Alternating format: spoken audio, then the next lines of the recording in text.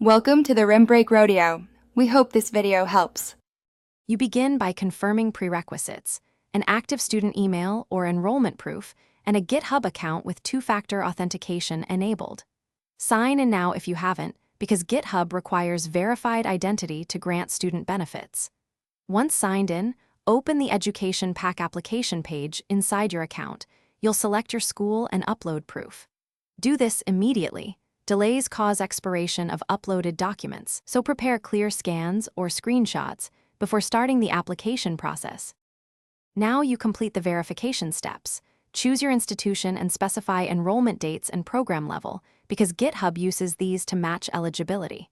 Upload a clear photo or PDF of your student ID, transcript, or official class schedule. Make sure the document shows your name and term. After uploading, verify the email GitHub sends to your student address, then submit the application. This is where accuracy matters most. Mismatched names or blurry files cause rejection and slow approval. Once approved, you'll get an email and access to the Student Pack dashboard.